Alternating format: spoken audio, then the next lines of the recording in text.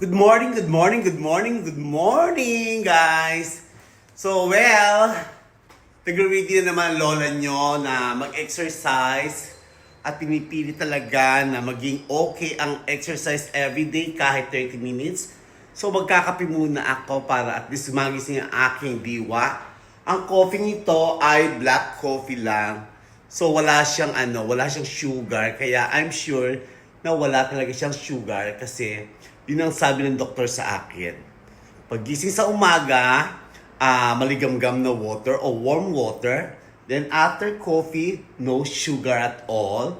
So, exercise tayo ulit at para maganda ang timbang at maganda ang ating kutis. Ganon! Love, love, love! Good morning, good morning, good morning, good morning, guys! It's time to exercise for 30 minutes every day. So, ayan na, nandito lang ako sa lift. Siyempre, mag-start na tayo. So, actually, guys, nandito na naman tayo sa parking.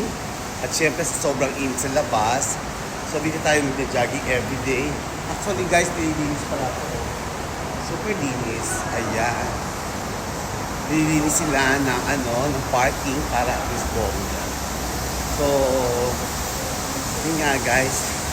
Hi, good morning! Naglilinis sila. Ayan. Live! No! Live. So, ayan. Ako nag-exercise dito kasi syempre dahil tayo ay conscious sa health natin at syempre kailangan natin ng power. Ganon! So, marami nagtatanong sa akin, guys, na consistent daw aking pag-jogging at pag-exercise.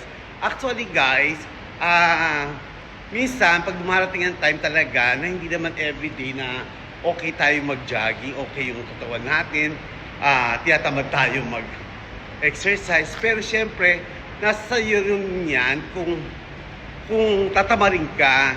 Ako talaga, tinatamad ako minsan, pero ang ginagawa ko talaga, pagkagising sa umaga, muna ako warm water.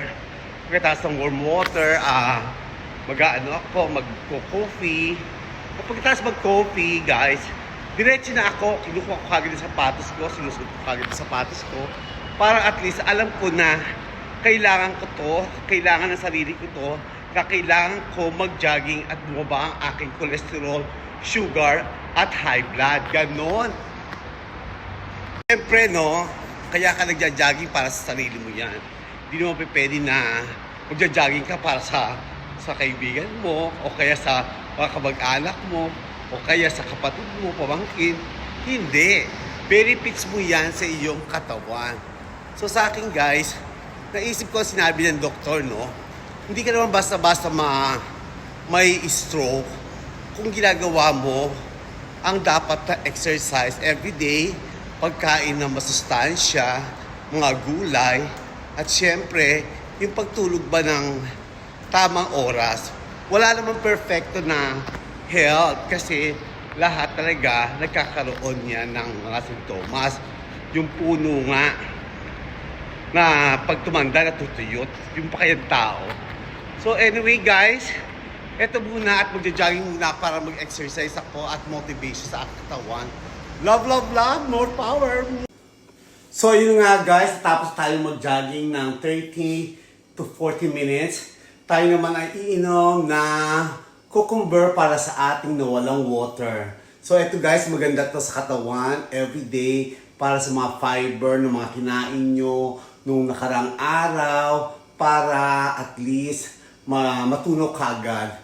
So gawin nyo to, guys, napakasimple lang nito. Magagayat kayo ng isang pipino at lagyan ng konting tubig dahil ang pipino ay may water na. So ito ay fiber, sulit na sulit to, guys, para at least ang mga toxic natin sa katawan at ang mga kinain natin taba-taba ay hindi masyadong pumunta sa A1C. Si Dr. na ako, di ba? Marami na ako nalalaman ngayon tungkol sa medisina dahil nga health conscious ako at kailangan ko alagaan ang aking sarili. So love, love, love and more power. Mwah, mwah!